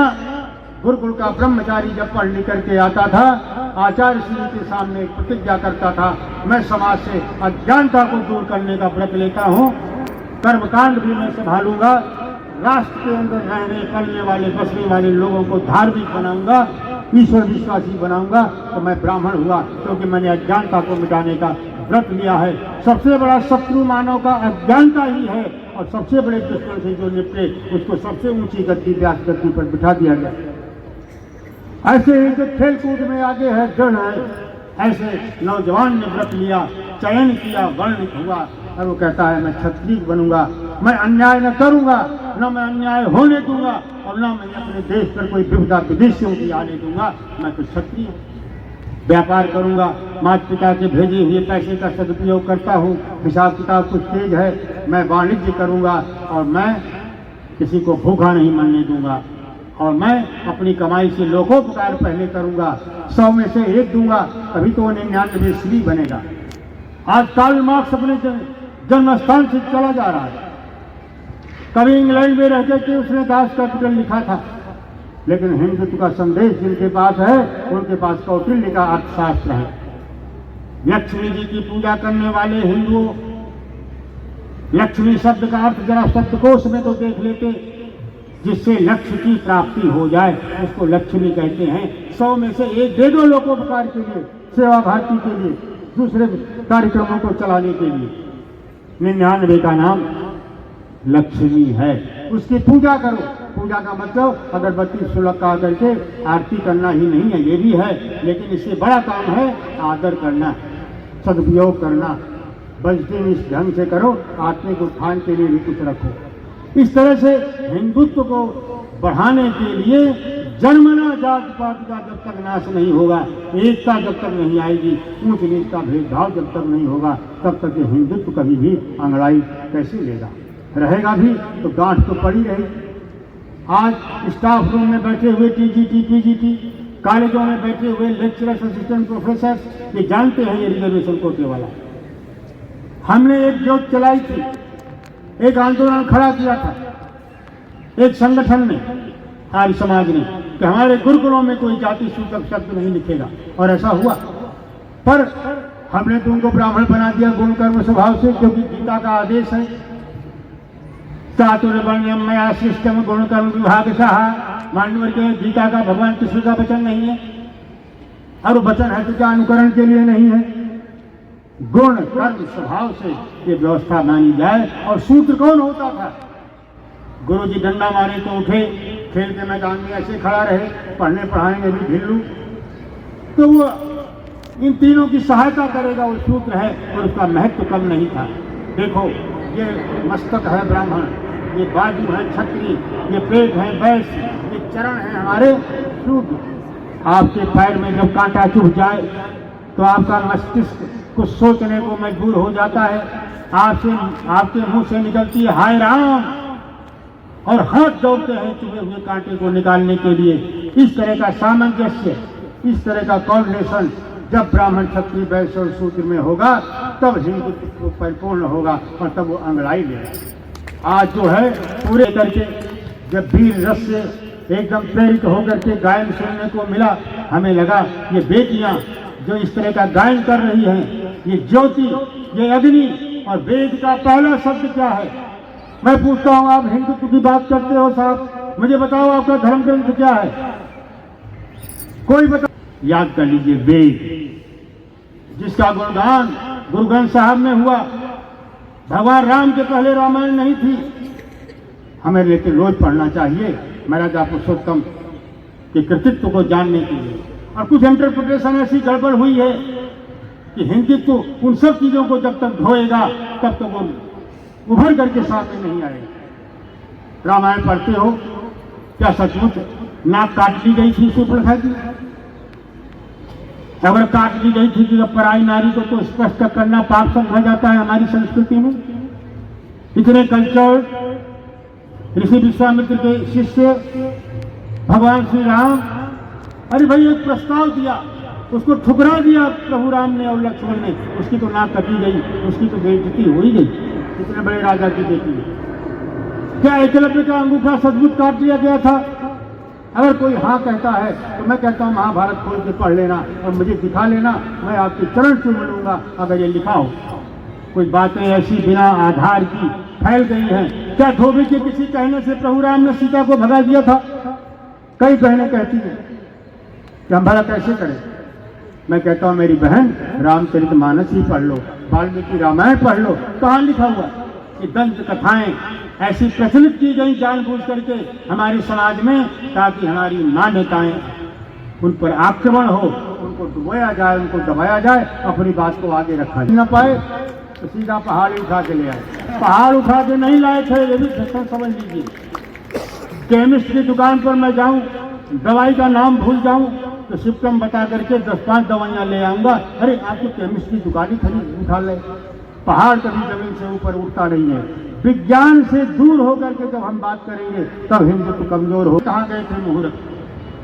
शादी ब्याह भी है, हिंदुत्व को मानने वाले लोगों मजबूत करो। मजबूरी थी रात में विवाह करना, छिप के करना और बाल विवाह करना। खाने पीने के बाद, ड्रिंक डांस के बाद कौन सी पूजा है जो होनी चाहिए? अरे हिंदुत्व को मानने वाले लोगों, रात को तो चोर जागता है, चौकीदार जागता है। ये अच्छे काम, आनंद कार्य रात को क्यों करते हो? सूर्य उदय हो, कभी अस्त नहीं होता, पर रोशनी में करो, प्रकाश में करो अच्छा बढ़िया काम। पाखंड को छोड़ना होगा। कुछ चीजें शुरू हुई थी तब अच्छी थी, आज उनकी कोई जरूरत नहीं है, उनको छोड़ दो। पंचश्री जी, ये सेराबंदी जब नदी पार करके करेंगे। मैंने कहा क्यों? तो रिवाज है। अरे भाई तब के रिवाज हैं जब नदियों के पुल नहीं थे, कार नहीं थी, सड़क नहीं थी, तब तो ठीक था। आज क्यों इस रिवाज को ढोए जाते हो आज सड़कों में? तब तो ये था कि नदी पार करो, कीचड़ लग जाएगा, दूल्हा भीग जाएगा, एक बार पार कर लो नदी तब वेल रेस्ट होके चले जाएंगे, तब ठीक था। आज इस रिवाज को धोने की क्या जरूरत है? नदियों के पुल हैं, कार है, सड़क है, बैठो ठाट से चले जाओ।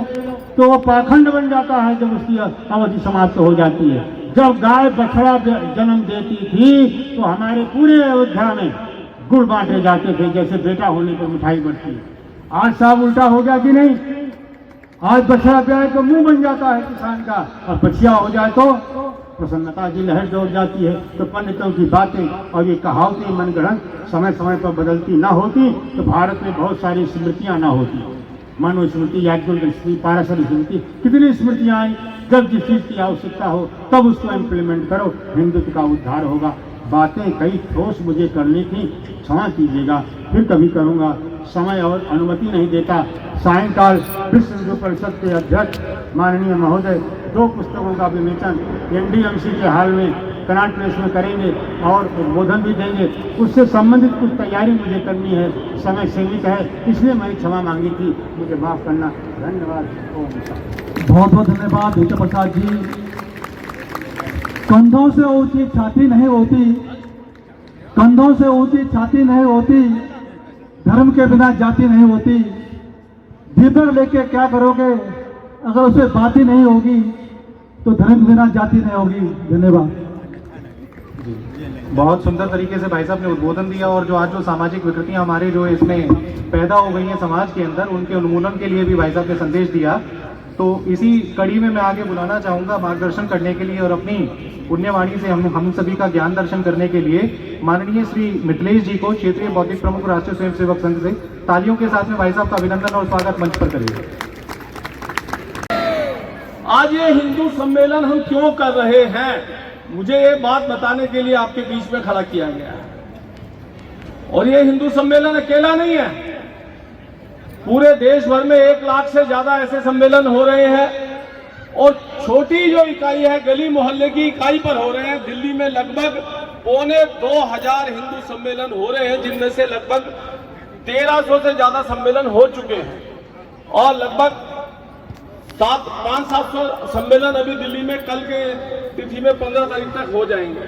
तो ऐसे लगभग 2500 सम्मेलन दिल्ली में होने वाले हैं। आपके पड़ोस में इसी समय लोधी रोड में भी चल रहा है, इसके साथ साथ कोटला में भी लगभग हर बस्ती में सम्मेलन हो रहा है। तो ये जो सम्मेलन है वो मंच से जो संचालन कर रहे थे, शायद उनको बताने में दृष्टि हो नहीं रही। ये सम्मेलन सिर्फ अपने किदवाई नगर का जो ब्लॉक है इसका सम्मेलन है, पूरे दक्षिणी दिल्ली का सम्मेलन नहीं है। दक्षिणी दिल्ली के अंदर लगभग 150 से ज्यादा सम्मेलन हो चुके हैं अभी तक। हर गली मोहल्ले में इस प्रकार के सम्मेलनों का आयोजन किया जा रहा है।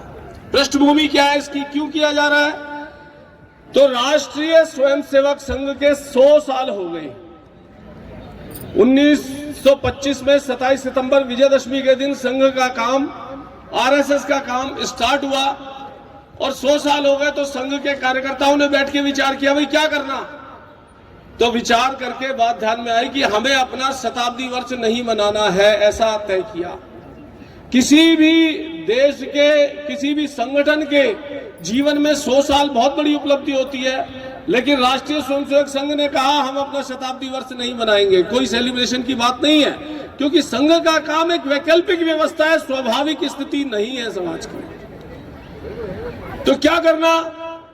तो संघ हिंदू समाज का पर्याय है, हिंदू समाज के संगठन के लिए काम करता है। इसीलिए अगर उत्सव मनाना है तो हिंदू समाज का छोटी इकाई पर सब मिलकर के आए और इस हिंदुत्व के बोध को ग्रहण करें, हिंदुत्व के भाव को ग्रहण करें। ऐसा विचार करके सोचा कि पूरे देश में छोटी छोटी इकाइयों पर संपूर्ण हिंदू समाज मिलकर के इकट्ठा होकर के आएगा और विचार करेगा और हिंदुत्व की इस भावना से ओतप्रोत होगा। इसलिए इस सम्मेलन का आयोजन है। राष्ट्रीय स्वयंसेवक संघ के संस्थापक परम पूजनीय डॉक्टर केशवराव बलिराम हेडगेवार जी ने जब संघ शुरू किया तो उसके पीछे की पृष्ठभूमि थी कि इतना उन्नत विकसित समाज संसार में अद्वितीय है। ऐसा कहते हैं कि आर्थिक रूप से जीरो एडी में 33% विश्व की जीडीपी का हिस्सा भारत का था और जब अंग्रेज आया उसके प्रमाण है हमारे पास। जब अंग्रेज आया तो 1757 तक हम 24 से 25% के शेयर होल्डर थे विश्व व्यापार के अंदर। ये हमारी आर्थिक मजबूती थी। संसार का सबसे बड़ा योद्धा समाज था। और मैं अगर दूर ना भी जाऊं, मैं आपको पुराणों की और महाभारत की और रामायण की कथा ना भी सुनाऊं तो सेकेंड वर्ल्ड वार और फर्स्ट वर्ल्ड वार में जो हमारी लड़ाई नहीं थी, नाइजीरिया से लेकर के और यूरोप में आल्प्स पर्वत तक जो लड़ने के लिए गए, भारत से 43 लाख योद्धा लड़ने के लिए गए, जिनकी याद में राजधानी के बीचों बीच इंडिया गेट बना हुआ है। इंडिया गेट में जो नाम खुदे हैं वो सेकंड वर्ल्ड वार और फर्स्ट वर्ल्ड वार में जो अंग्रेज के लिए लड़ने के लिए गए थे उनके विद्वान, अद्वितीय विद्वान। अभी महाराज जी, आचार्य जी वेदों के संदर्भ में बता रहे थे, इतना अद्वितीय विद्वान समाज, हर प्रकार की मेधा से युक्त, संसार के ज्ञान विज्ञान खगोल शास्त्र सबकी जानकारी रखने वाला। लेकिन उस सब के बावजूद इस संसार में इस भारत को कष्ट झेलने पड़े। उसका कारण क्या था? हुआ क्या कि आपकी संपन्नता, आपकी वैभव संपन्नता, आपके ज्ञान विज्ञान को देख करके पूरा विश्व यहाँ आकर्षित हुआ और उसमें से जो बर्बर लोग थे उनके साथ जो संघर्ष चला 1000 साल का, उस 1000 साल के संघर्ष में हम अपने आप को भूल गए। हम अपनी चित्ती को भूल गए कि हम कौन हैं और उसके कारण से, उस भूलने के कारण से वो संगठन का भाव समाप्त हो गया और उसके कारण से भारत पर बहुत कष्ट आए। हम गीत बोलते हैं, हिंदू भाव को जब जब भूले आई विपद महान, भाई छूटे धरती टूटी मिटे धर्म संस्थान। तो ये जो हिंदू भाव जो भूले, जो हमारा मूल है उसको भूल गए, उसके कारण से सारी की सारी ये विपदा आई। तो करना क्या? देश तो स्वतंत्र हो जाएगा, संघर्ष कर रहे हैं और देश को स्वतंत्र करा लेंगे, लेकिन ये स्वतंत्रता तब तक अक्षुण्ण नहीं रहेगी जब तक ये भारत का समाज संगठित होकर के नहीं रहेगा। ऐसा विचार संघ के संस्थापक ने किया और संघ का काम प्रारंभ कर दिया। संघ का अपना कुछ भी नहीं है, संघ हिंदू समाज का पर्याय है। संघ अपने उत्सव नहीं मनाता, संघ विजयदशमी मनाता है, रक्षाबंधन मनाता है, मकर संक्रांति मनाता है, वर्ष प्रतिपदा अभी आने वाली है, पहला नवरात्र। संघ वो सब उत्सव मनाता है, संघ के अपने उत्सव नहीं है। संघ हिंदू समाज का पर्याय है और हिंदू समाज में ही विलीन हो जाना चाहता है। संघ को अलग से अपना संगठन नहीं खड़ा करना, समाज में संगठन खड़ा नहीं करना, समाज का संगठन करना, ये बोध लेकर के चलना। और इसके पीछे की जो पृष्ठभूमि है, मेरा अपना कोई व्यक्तिगत नाम है, मैं किसी कुटुंब से आता हूँ, किसी समुदाय से आता हूँ, किसी मोहल्ले से आता हूँ, किसी प्रदेश से आता हूँ, सारी मेरी पहचान है। लेकिन सभ्यतागत इस धरती के साथ जो मेरी जुड़ी हुई पहचान है वो पहचान है हिंदू। मैं इस धरती के साथ जो सभ्यतागत लाखों वर्ष की परंपरा में मेरी पहचान बनी है, उस पहचान का नाम है हिंदू। तो हम सब हिंदू हैं और हिंदू भाव को जब जब भूले आई विपद महान, भाई छूटे धरती टूटी मिटे धर्म संस्थान। तो ये जो हिंदू का बोध है सदैव रहना चाहिए। और आज इस हिंदुत्व के बोध का सर्वदूर एक व्यापक जागरण हमें दिखाई दे रहा है। हिंदुत्व की जब मैं बात करता हूं तो क्या बोलता हूं? यम वैदिका मंत्र दिशा पुराणा इंद्रम यमम मातृश्वान माहु वेदांतिनोर्निर्वचनीय मेकम यम ब्रह्म शब्देन विनिर्दिशन्ति शैवाय मीशम शिव इत्यवोचन यम वैष्णवा विष्णुरीति स्तुवन्ति बुद्धस्तथा नीतिबोध जैना सत्श्रिय कालेति चैसिक संता शास्तेति केचित कथिचित कुमारा स्वामीति मातेति पितेति भक्त्या यम प्रार्थयन्ते जगदीश तारम स एक एव प्रभुरद्वितीय। कोई उसको एक ओंकार के रूप में पूछता है, कोई जैन समाज के अंदर और अरिहंत के रूप में पूछता है, बौद्ध उसको सम्यक दृष्टि से देखते हैं, आर्य समाज उस ओम की शक्ति के रूप में देखता है, वेदांत को जो पढ़ने वाले हैं वो उसको एक रूप में देखते हैं, कोई शैव के रूप में देखता है, कोई वैष्णव के रूप में देखता है। ये जो भारत की जितनी भी धाराएं हैं मूल रूप से सारी की सारी हिंदू है। क्या कहा संतों की वाणी में? संतों की वाणी में कहा गया, सकल जगत में खालसा पंथ गाजे। सकल जगत में, सारे संसार में खालसा पंथ गाजे, जगे धर्म हिंदू सकल भंड भाजे। हिंदुत्व को जगाने की बात की संतों ने, और यही भारत इस सब को मिला करके, बुद्ध किसके थे? बुद्ध उसी परंपरा को निर्वहन कर रहे थे। जैन किस, महावीर स्वामी किस में थे? उसी परंपरा का निर्वहन कर रहे थे। समय के साथ भारत के अंदर आध्यात्मिकता की दृष्टि से ईश्वर से साक्षात्कार करने के मार्ग सदैव खुले रहे हैं। ये माता बहनें यहाँ बैठी हैं, पीछे वृक्ष है केले का, बाकी कोई पेड़ है। यहाँ किसी माता की श्रद्धा बन जाती है कि मैं इस पेड़ को पूजूंगी तो मुझे परमात्मा मिलेंगे, तो हिंदुत्व में निषेध नहीं है। और भारत की धरती पर जितने मत पंथ पैदा हुए हैं वो सब उसी भावना का एक्सटेंशन है। जो चाहे जिस पथ से जाए, साधक केंद्र बिंदु पहुंचेगा, हिंदू जगेगा, विश्व जगेगा। ये जो भावना है सर्व समावेशिता की, सबको साथ लेकर के चलने की, ये भारत का वैशिष्ट्य है। इसी को हिंदू गुण कहते हैं। वो जो हिंदू भाव हम भूल गए, वो हिंदू भाव क्या है? वो हिंदू भाव है जो वेद कहता है, एकम सत्य विप्रा बहुना वदंती। सत्य एक है, विद्वान जन उसको अलग अलग तरीके से कहते हैं। इसलिए देखने की दृष्टि अलग हो सकती है, लेकिन अल्टीमेट वहीं पहुंचेगा। भगवान कृष्ण ही गीता में कहते हैं, तू जैसे भी भजना चाहता है भज, अंत तो गत्वा मुझे ही प्राप्त होगा। क्यों? सबके हृदय में मैं ही विद्यमान हूं। आत्मा नाम सर्वभूतेषु हृदयेश अर्जुन तिष्ठति। सबके हृदय में मैं आत्म तत्व के रूप में हूं, एक ही हूं, अलग नहीं हूं।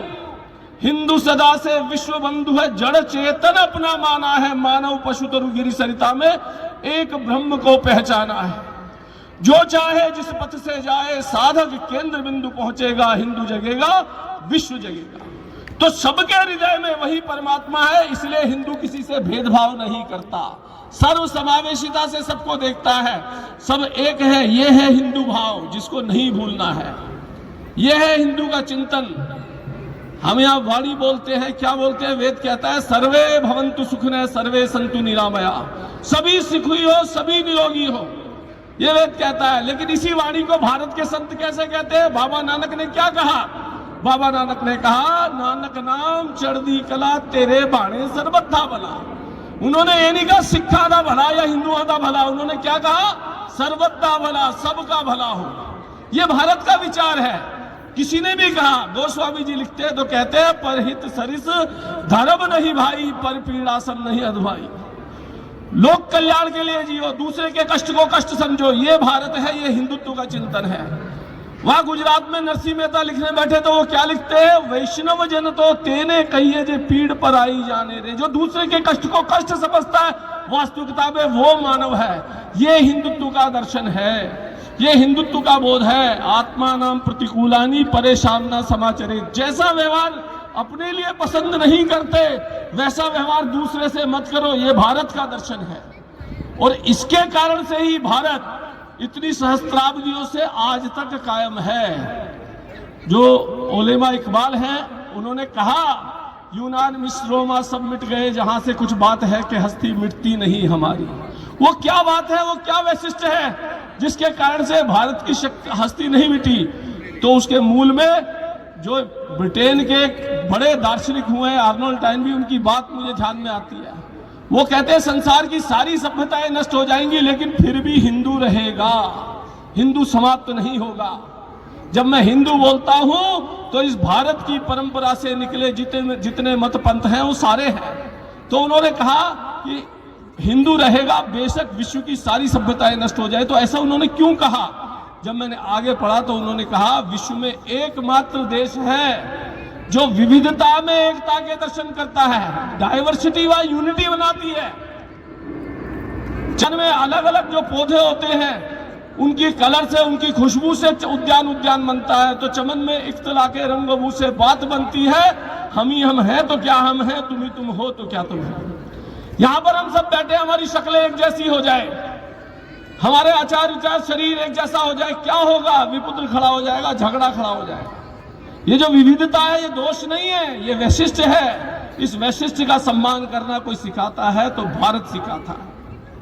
लेकिन हिंदुत्व का इतना अच्छा सत्य, संपूर्ण संसार को जोड़ने वाला विषय होते हुए, सत्य हमारे साथ होते हुए भी हमें 1000 साल संघर्ष करना पड़ा और जमीन भी खोई हमने, अपनी धरती खोई, अपने भाई खोए।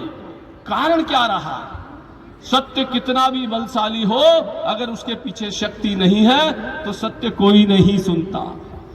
जग नहीं सुनता कभी कापुर जनों का अरुण क्रंदन, वो रोना उनका नहीं सुनता, गायर लोगों की बात नहीं सुनता, वो किसकी बात सुनता है?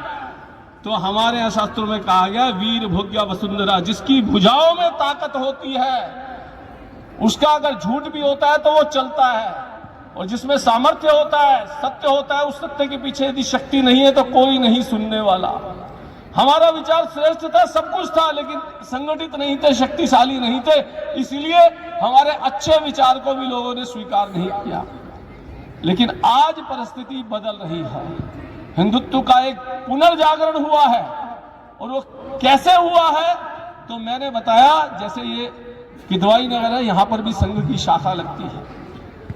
राष्ट्रीय स्वयंसेवक संघ के संस्थापक ने जब 100 साल पहले काम शुरू किया तो उन्होंने ऐसे ही छोटे छोटे बच्चों को लेकर के संघ की शाखा में खेलना शुरू किया। और वो क्या काम करता है? संघ करता है व्यक्ति निर्माण, व्यक्ति के अंदर राष्ट्र चरित्र का भाव जागृत करता है। जब संघ के संस्थापक ने इस चिंतन में राष्ट्रीय स्वयंसेवक संघ की स्थापना की तो मूल में यही विषय था। 1928 के कलकत्ता अधिवेशन में नेताजी सुभाष चंद्र बोस के साथ उनका संवाद हुआ। उस संवाद में दोनों महापुरुष इस चर्चा पर पहुंचे कि अगर भारत को भविष्य में सुरक्षित रहना है तो प्रत्येक व्यक्ति के जीवन में राष्ट्र चरित्र का बोध कराना होगा और भारत को संगठित करना होगा, संपूर्ण समाज को संगठित करना होगा।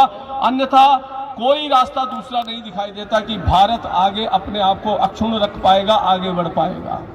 उस समय संघ के संस्थापक ने कहा, सुभाष बाबू ये काम मैंने शुरू कर दिया और मैं कर रहा हूं।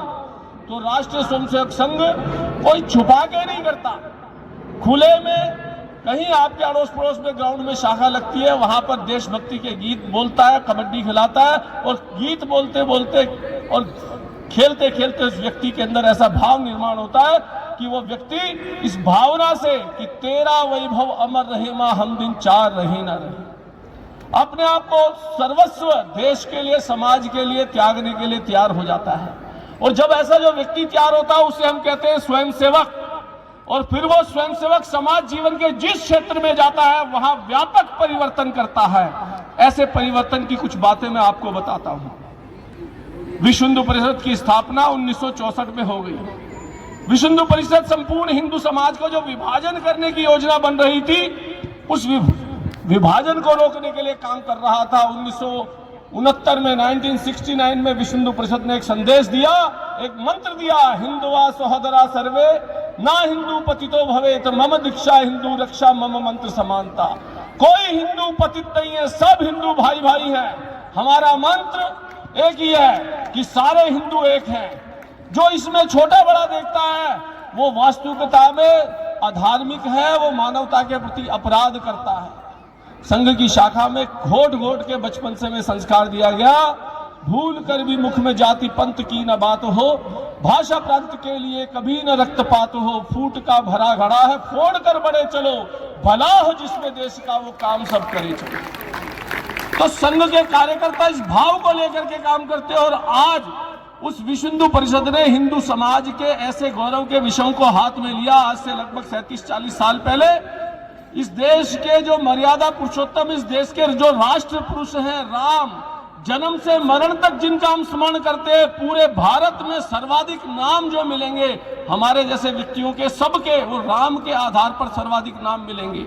सुदूर दक्षिण से लेकर के सर्वोत्त ऊपर तक चले जाओ, सब जगह राम की ख्याति, राम का संस्कार, राम का जीवन मूल्य सब जगह दिखाई देता है। घर घर में राम के चरित्र से प्रेरणा मिलती है। तो ऐसे राम जो पूरे देश में व्याप्त हैं, नीति के रूप में आज से 2 साल पहले हमने देखा 22 जनवरी 2024 को वहां भव्य राम जी के मंदिर का निर्माण विश्व हिंदू परिषद ने करवा दिया। राम जी का स्थान पर वो मंदिर बना वो तो आप सबने देखा, लेकिन वो एक घटना घट गई अनूठी जो शायद आप लोगों के ध्यान में नहीं आई, वो मैं ध्यान कराना चाहता हूं। मुख्य बिंदु वो है, उस पर ध्यान करिए।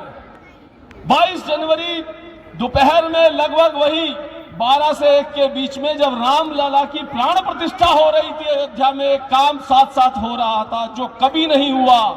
पैन इंडिया 2000 साल में जो काम नहीं हुआ वो उस दिन हुआ। क्या हुआ?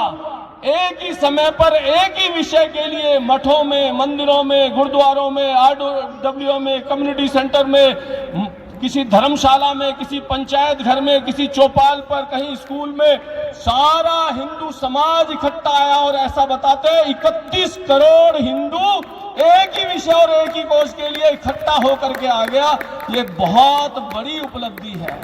जब संघ का काम प्रारंभ हुआ तो लोगों ने कहा, संघ के संस्थापक को, डॉक्टर साहब हिंदू समाज को इकट्ठा करना, मेंढकों की पसेरी तोलना है, मेंढकों को तराजू में तोलना है, एक को बिठाओगे तो दूसरा कूद के भाग जाएगा। हिंदू अगर इकट्ठा होता है तो एक ही समय पे इकट्ठा होता है। 4 हिंदुओं के कंधे पर जब 5वां जाता है तब वो इकट्ठे होते हैं, अन्यथा इकट्ठे नहीं होते, ऐसा कहा था। लेकिन आज वो चित्र बिल्कुल बदल गया है।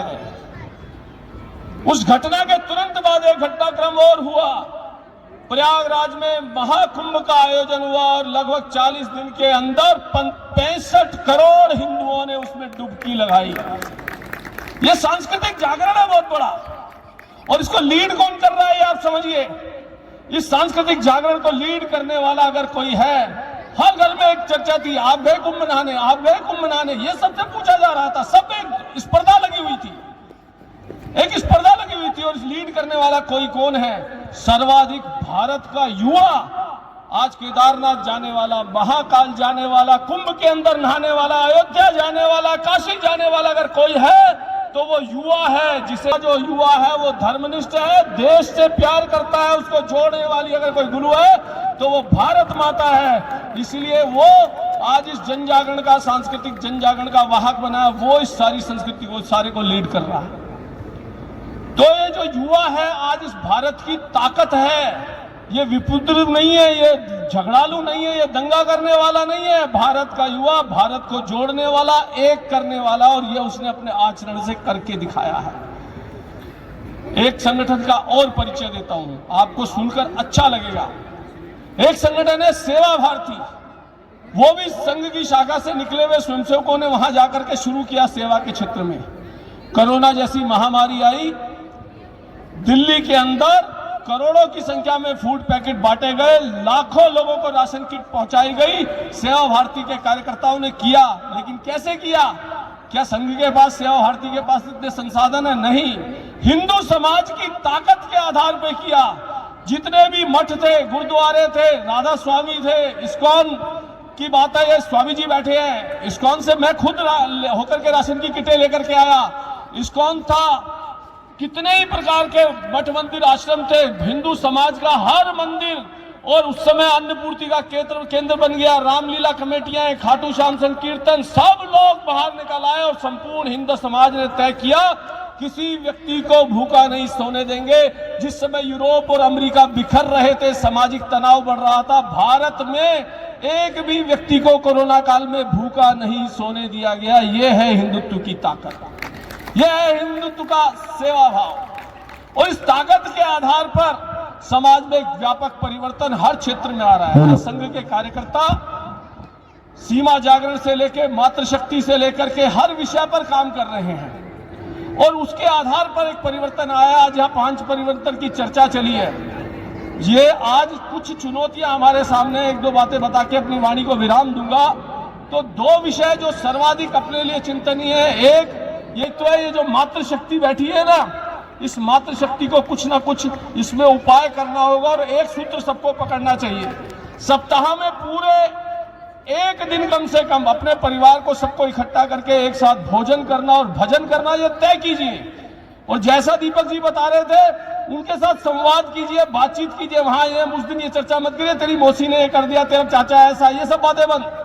वहां बात क्या करनी है? अपने परिवार के गौरव की, देश धर्म संस्कृति की, अपने घर के बारे में कुछ अच्छी बातें। बच्चे नई टेक्नोलॉजी की बात कर रहे हैं, AI क्या होता है, आर्टिफिशियल इंटेलिजेंस क्या है, सूचना टेक्नोलॉजी के माध्यम से क्या परिवर्तन आ रहे हैं, उनसे जानने की कोशिश कीजिए, उनसे संवाद कीजिए, भगवान का भजन कीजिए, भोजन कीजिए, परिवार को इकट्ठा कीजिए। मैं बताता हूं आपको, भारत अगर 1000 साल में बचा उसका कारण ये माँ है। और इसका मैं रीजन बताता हूं, आपको सुनकर के बोध होगा। वैद्य गुरुदत्त भारत के इतिहास पर लिखने वाले बहुत बड़े लेखक हुए हैं। 60 के दशक में हिंदी में उनको सबसे ज्यादा पढ़ा जाता था। वो कहते हैं अगर भारत बचा तो इसलिए बचा क्योंकि भारत की मां का चरित्र अक्षुण्ण रहा। धू धू धधक धधक धधकी थी, क्रुद्ध चिताएं बल खाती थी, धधक रहा था खिलता यौवन, धधक रही मेरी छाती थी, मुट्ठी भर वैशिष्ट भस्म पर जीवन भर अभिमान किया है, किया नहीं विध्वंस विश्व का आजीवन निर्माण किया है। 16,000 छत्राणियां आहुत हो गई यज्ञ कुंड में, वो मां पद्मिनी ने अपना सारा अस्तित्व दांव पर लगाया, तब भारत भारत बना है। 1000 साल के पीरियड में करोड़ों लोग मारे गए, काटे गए, लेकिन मां दूसरी पीढ़ी को तैयार करती रही। मां ने इस कुटुंब को बचाया और मां ने इस परिवार को बचाया जिसके कारण से भारत बचा। तो मां की भूमिका सर्वोपरि रही है सदैव से। और हमारी मां कोई अनपढ़ गवार नहीं रही है।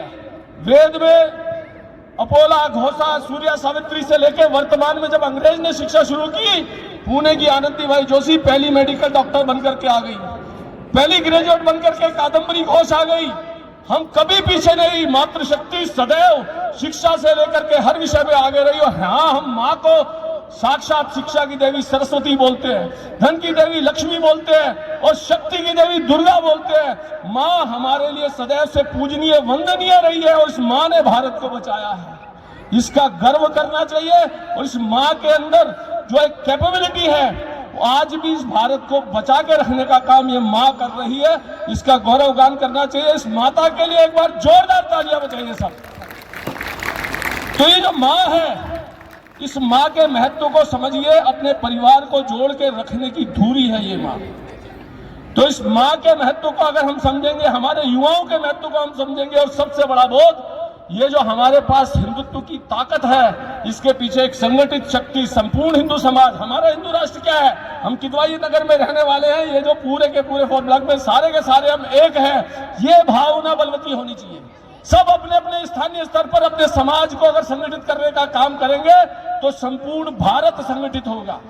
यही बोध छोटे स्तर पर चाहिए। अपने क्षेत्र के अंदर हमारे यहाँ पर कोई भी समाज में रहने वाला कोई ड्राइवर है, मेड है, आया है, किसी कारण से कष्ट में है, तो हमें चिंतन करना चाहिए। यहाँ पर एक बोर्ड लगा हुआ, सेवा भारती द्वारा गरीब कन्याओं का सामूहिक विवाह। हमारे यहाँ पर कुछ बहनें काम करने के लिए आती हैं, उनके पास संसाधन नहीं है, उसकी बेटी की शादी है, तो हमारा समाज तय करेगा उसकी बेटी की शादी अच्छे से होगी। उनका कोई मेधावी बच्चा है, वो पढ़ने में आगे है, उसके पास ट्यूशन की फीस नहीं है, हम सामर्थ्यवान हैं, हम तय कर सकते हैं कि उसकी ट्यूशन की फीस की व्यवस्था हम करेंगे। आज सरकार सबको हर प्रकार से मेडिकल कवर दे रही है। आयुष्मान योजना के तहत उसको फॉर्म भरना नहीं आता, अपने मोबाइल से या लैपटॉप से हम उसे बताएंगे कि ले मैंने तेरा मेडिकल कार्ड बनवा दिया, अब आयुष्मान योजना में तुझे 5 लाख का लाभ मिलेगा। जो चुप है उनको वाणी है, जिनके पास स्वर नहीं है उनका स्वर बनने का समय है। अपने समाज के बंधुओं को जोड़ने का समय है।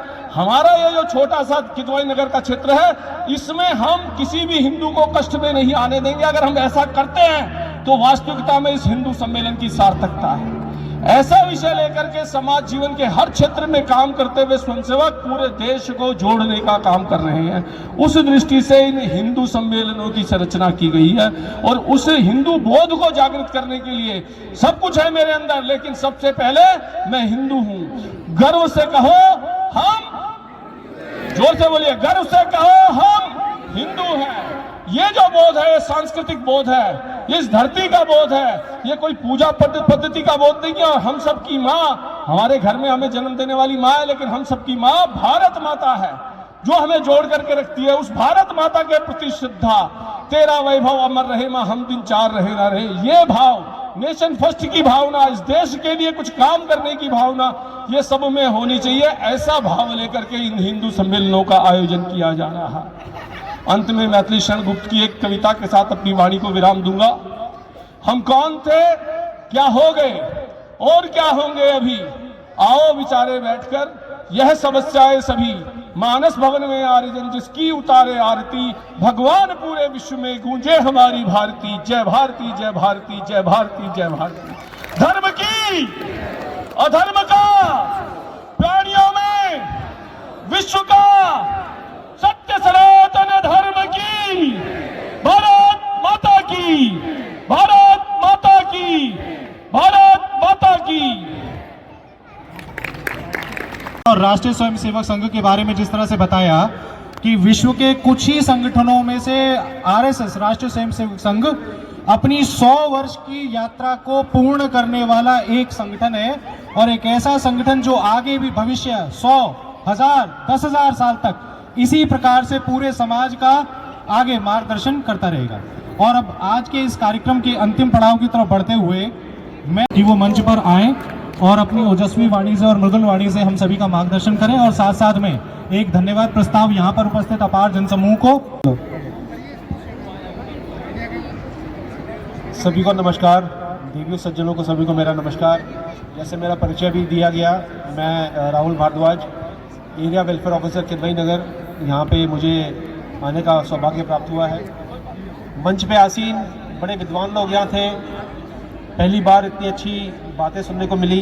ज्ञान, संघ का परिचय, हिंदुत्व की परिभाषा, सबने बहुत अच्छी बातें की, लेकिन मैं इतना ज्ञानी इनकी तरह नहीं हूँ। ज्ञानी मैं आप ही लोगों का बीच का एक व्यक्ति हूँ, तो मैं बहुत सरल शब्दों में आपसे कुछ बातें कहना चाहता हूँ। हमारा परिवार सब परिवार मिलकर एक समाज बनता है, और पूरा समाज मिलकर एक राष्ट्र बनता है। तो बहुत संक्षिप्त में मैं आपसे कहना चाहूँगा कि हमारे परिवार में सबसे पहले व्यक्तिगत आचरण, वो हम लोगों का आचरण है। पहले व्यक्तिगत आचरण मेरा अपना सही होना चाहिए। हम कैसे एकजुट होंगे, कैसे हम हिंदू समाज को एक साथ जोड़ेंगे, कैसे हम व्यक्ति को व्यक्ति के साथ जोड़ेंगे, पहले मेरा आचरण अच्छा होना चाहिए। कुछ बातें हैं, जैसे कुछ क्वालिटीज़ होनी चाहिए सभी व्यक्ति के अंदर। अगर हमें एक दूसरे को जोड़ना है, पूरे समाज को आगे जोड़ना है, देश को आगे बढ़ाना है। ईमानदारी बहुत ज़रूरी है। हर काम में ईमानदारी होनी चाहिए, अपने परिवार के प्रति, अपने समाज के प्रति, और अल्टीमेटली अपने राष्ट्र के प्रति। फिर सच्चाई की भावना, सच्चा होना चाहिए व्यक्ति को, हर वक्त व्यक्ति को सच्ची बातें करनी चाहिए, सच्चा होना चाहिए, और एक दूसरे की हेल्प करने की भावना होनी चाहिए, एक दूसरे की सहायता करने की भावना होनी चाहिए। साथ ही साथ व्यक्ति को कर्तव्यनिष्ठ भी होना चाहिए। ये सभी भावनाएं, ये सभी बातें हम लोग जानते हैं, थ्योरेटिकली कहने में बहुत अच्छी लगती है, लेकिन प्रैक्टिकली इसका जो हम पालन करते हैं तो थोड़ी सी कठिनाई आ जाती है। लेकिन मैं आप सब लोगों के बीच में सिर्फ यही कहना चाहता हूं कि इन बातों को ध्यान में रखना चाहिए। पहले अपने आचरण को हमें स्वच्छ रखना है। हम अपने आचरण को स्वच्छ रखेंगे, अच्छे संस्कार अपने बच्चों को देंगे, तो अच्छा समाज का हम निर्माण कर पाएंगे, और अच्छे समाज का जब निर्माण होगा तो अच्छे राष्ट्र का निर्माण होने में कोई देर नहीं होगी। और बाकी हिंदू जागरण मंच के लिए मैं सभी को यहाँ धन्यवाद देता हूँ। एक छोटी सी कहानी मुझे याद आती है, आप सब लोगों ने भी बचपन में सुनी होगी। एक लकड़हारा था, जब वो मिट्टी शैया पे था तो उसने अपने बच्चों को बुलाया और कुछ उसको सीख दी। अपने बच्चों को, बेटों को बुलाया तो उनको बोला कि भाई ठीक है, एक एक लकड़ी का टुकड़ा है। पहले वो लकड़ी का टुकड़ा उनसे तोड़वाया और फिर उनको एक लकड़ी का गट्ठर पकड़ा दिया। तो केवल इस बात को मैं आपसे कहना चाहता हूँ, ये सारी कहानी हम लोगों ने बचपन में सुनी है। तो यही एकता का एक मूल मंत्र है। जब हम सब साथ हैं तो हम सब लोग अच्छे हैं। यहाँ कोई पॉलिटिकल भाषण में देने की कोई मेरी इच्छा नहीं है, बट कहने का तात्पर्य क्या है कि एकता में बहुत बल है। तो हिंदू समाज को, हर व्यक्ति को अपने समाज को एक रखने की पूरी कोशिश करनी चाहिए, और हमें हर प्रकार से एक ही रहना चाहिए। इन सभी बातों को ध्यान रखना चाहिए, और अपने आप जो हमारा कर्तव्य है उसको भी हमें पालन करते रहना चाहिए। कुछ समय यहाँ पे किदवई नगर में मैं पिछले कुछ 5-6 महीने से देख रहा हूँ, कुछ समस्याएं भी हम लोगों ने फेस की कि लोग अपने अपने कर्तव्यों का निर्वहन नहीं करते हैं। पार्किंग की समस्या है, बाकी स्वच्छता की समस्या है, और भी समस्या है। तो ये मंच से मैं सभी को आह्वान देना चाहता हूँ कि कम से कम एटलीस्ट ये छोटी छोटी समस्याएं जो हैं, जिसका हम समाधान निकाल सकते हैं, उसका समाधान निकालें। हम छोटी छोटी समस्याओं का समाधान खुद निकालेंगे तो हम अपने आप को अपने नेबर से, अपने पड़ोसी से जोड़ पाएंगे, और समाज को हम एकत्रित कर पाएंगे। इन सभी बातों के साथ मैं अपनी वाणी को विराम देता हूँ और यहाँ हिंदू समाज जागरण मंच ने जो इतना बहुत अच्छा सम्मेलन यहाँ पे आयोजित किया है, उन सभी के लिए बहुत बहुत धन्यवाद। माननीय जो हमारे मंच पे आसीन माननीय महोदय है और बाकी सभी लोगों का बहुत बहुत धन्यवाद। आप लोग अपना प्रसाद जरूर ग्रहण करें। धन्यवाद। भारत माता की जय। औपचारिक समापन हमारा वंदे मातरम के पश्चात में होगा। तो वंदे मातरम जो हमारा संपूर्ण वंदे मातरम तीनों छंदों का है भाई साहब, वो म्यूजिक सिस्टम पे प्ले होगा। जिस समय प्ले होगा तो मैं चाहूंगा कि आप सभी लोग अपने अपने स्थान पर जो है एकदम शांत मुद्रा में खड़े हों।